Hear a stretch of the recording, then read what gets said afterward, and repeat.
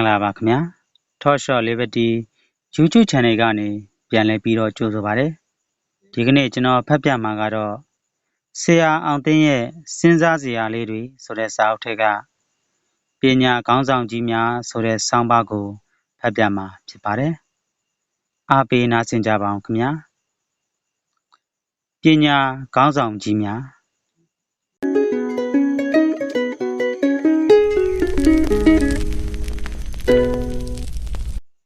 နိုင်ငံခေါင်းဆောင်အဖွဲ့အစည်းခေါင်းဆောင်လူမှုရေးခေါင်းဆောင်ဘာသာရေးခေါင်းဆောင်စသည်အပြင်ကဏ္ဍအသီးသီးတွင်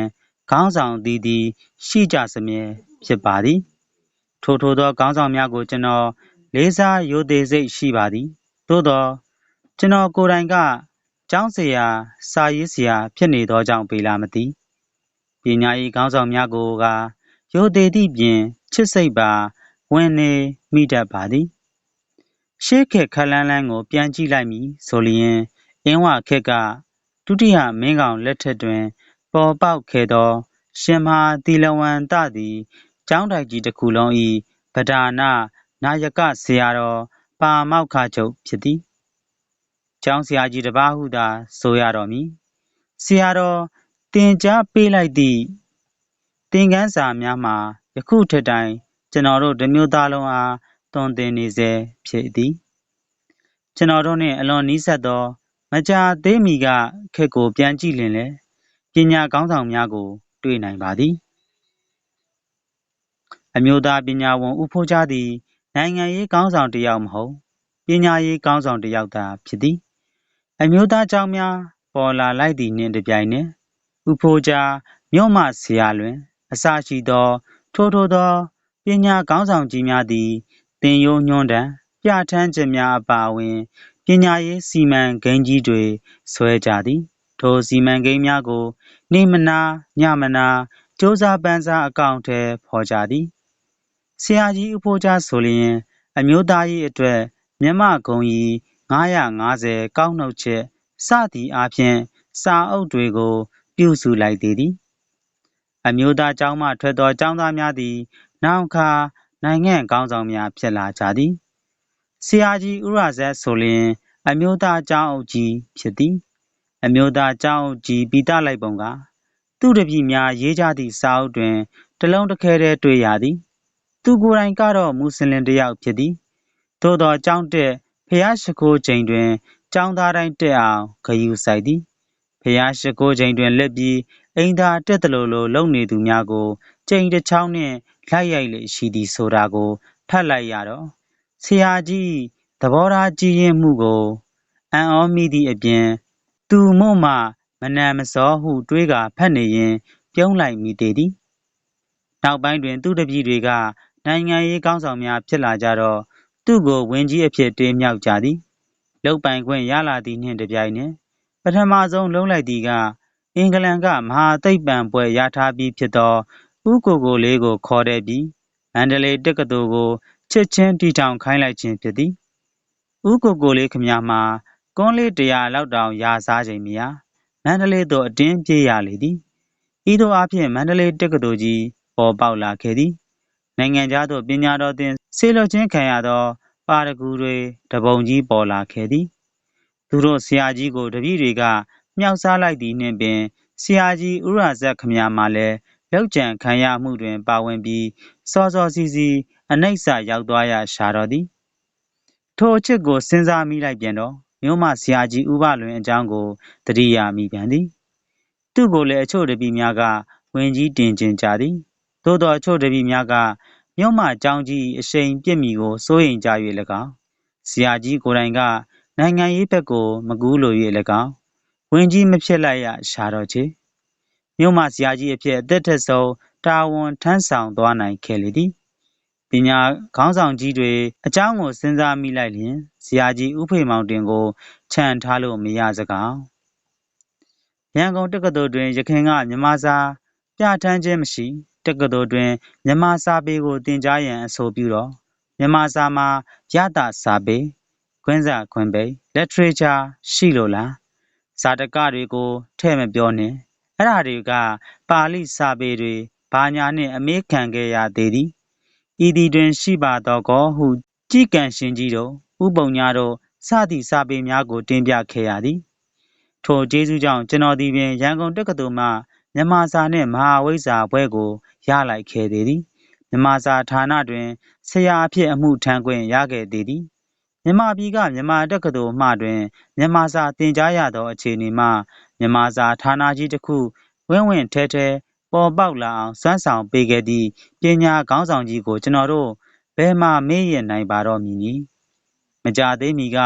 စာရေးဆရာအောင်စိုးနှင့်တွေ့မိလိုက်သေးသည်အောင်စိုးဟုဆိုလိုက်လျင်ယခုခေတ်လူငယ်များကပကြီးအောင်စိုးနှင့်ရောထွေးသွားတတ်သောကြောင့်စာရေးဆရာအောင်စိုးဟုခွဲခွဲခြားခြားရေးလိုက်ရခြင်းဖြစ်ပါသည်သူကညာဦးသားဆိုပါစို့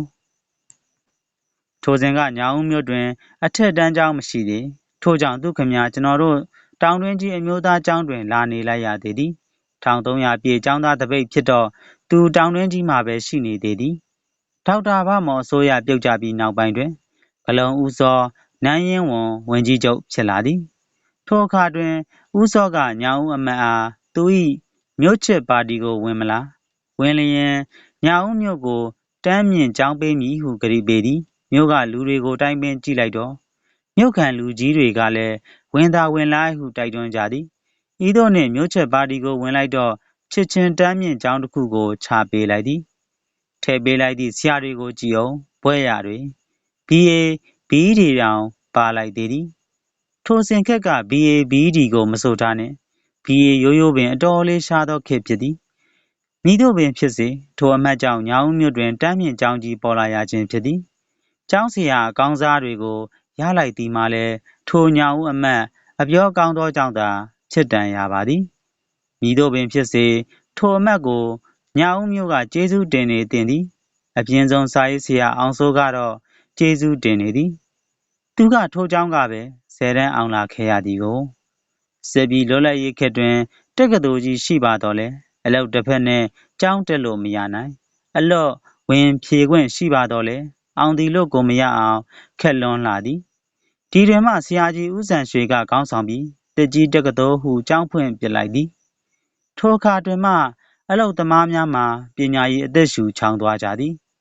နောက်အခါတွင်တော့တက်ကြီးတက္ကသိုလ်မှသည်လောက်သားကောလိပ်ဖြစ်လာသည်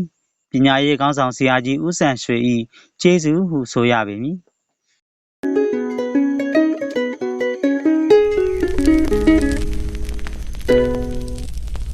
စစ်ကြီးပြီးလိုက်လို့လွတ်လပ်ရေးရသောအခါတွင်မိမိတို့မြို့နယ်ကျေးရွာတို့ကို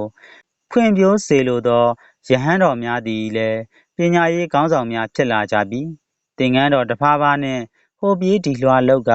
မိမိတို့မြို့မှာတမ်းမြင့်ကျောင်းရအောင်မူလာတန်းကျောင်းရအောင်အလယ်တန်းကျောင်းဖြစ်အောင်ချွေးတလုံးလုံးနှင့်စ조사တော်မူကြပြန်လေသည်ဖြစ်လဲဖြစ်လာကြသည်ထို့ကြောင့်ကျေးလက်များကအစပညာရေးမျက်စိပွင့်လာကြသည်ယခုအခါတွင်တော့ဖြင့်ကျေးလက်ဆရာတော်ကြီးများပစင်းငယ်ကလေးများကကျေးရွာဆေးပေးကမ်းလိုကျေးရွာစာကြည့်ခန်းကလေးများဖြစ်လာအောင်ကြိုးပမ်းနေကြသည်ကိုတွေ့ရသည်စာကြည့်ခန်းကလေးတွေဟောတစ်ခုဟောတစ်ခုပေါ်လာနေသည်မှာတိုင်းပြည်နှင့်လူမျိုးအတွက်အလွန်မင်္ဂလာရှိသောလှုပ်ဆောင်မှုများဖြစ်သည်ဟုဆိုထိုက်သည်ကျေးရွာနည်းနည်းလေးကြီးလာလျင်ဗီဒီယိုရုံကလေးတစ်ခုတော့ရှိနေမည်ဖြစ်သည်ထိုကဲ့သို့ဗီဒီယိုရုံပင်ရှိနိုင်သေးလျင်စာကြည့်ခန်းတစ်ခုလောက်တော့ဘာကြောင့်မရှိနိုင်ရမလဲဟုသောစိတ်ဖြင့်ကြိုးပမ်းပါသည်ဟုပစင်းငယ်ကလေးတစ်ပါးကကျွန်တော်အားမိန့်ကြားခဲ့ပူပါသည်ကျေးရွာများကိုကြည့်လိုက်လျင်စာသင်ကျောင်းမရှိသောရွာနှင့်ရှိသောရွာအတော်ကလေးကိုကွာခြားသည်ကိုကျွန်တော်သတိထားမိသည်စာသင်ကျောင်းမရှိသောကျေးရွာကလူငယ်ကလေးများမှာအသိဉာဏ်ဘ ഹു တုတအဖက်ဖက်မှာနှိမ့်ကျနေတတ်သည်စာသင်ကျောင်းရှိသောကျေးရွာကလူငယ်များမှာမိမိတို့ကိုယ်တိုင်ကထိုက်တဲ့လောက်ပညာတက်လာကြရုံမကစာသင်ကျောင်းကဆရာဆရာမများကလည်းကျေးရွာ၏ပညာခေါင်းဆောင်များဖြစ်လာကြတော့သည်ထိုကဲ့သို့ပင်စာဖတ်သင်ရှိသောကျေးရွာနှင့်မရှိသောကျေးရွာအဆင့်ကွာနေတတ်သည်ကျွန်တော်ကစာပေဟောပြောပွဲခရီးအဖြစ်ကျေးရွာများသို့တိုင်အောင်ရောက်ခဲ့ရသည်ဖြစ်သောကြောင့်ထိုစကားကိုအပိုင်ပြောနိုင်ခြင်းဖြစ်ပါသည်စာကြည့်သင်ဖွံ့ဖြိုးသောကျေးရွာသို့စာပေဟောပြောပွဲလိုက်သွားမိလျင်ကျေးရွာမို့လို့ဆိုပြီးအထင်မသေးလိုက်လေနှင့်ဆွေးနွေးပွဲတွင်မေးလိုက်သည့်မေးခွန်းများမှာ အတော်တန်စာရေးဆရာလိုက်လာမိတာမှားလေခြင်းဟုချွေးပြန်နေလောက်သည်ယခုကဲ့သို့ကျေးလက်ပညာကောင်းဆောင်များပေါ်ပေါက်စာပြုနေခြင်းမှာနိုင်ငံတော်ကောင်းစားမည့်အတိတ်နမိတ်များဖြစ်သည်ဟုကျွန်တော်ယုံမှတ်ပါသည်တနိုင်ငံလုံးတွင်ပညာကောင်းဆောင်များတိုး၍ပေါ်ပေါက်လာပါစေတည်း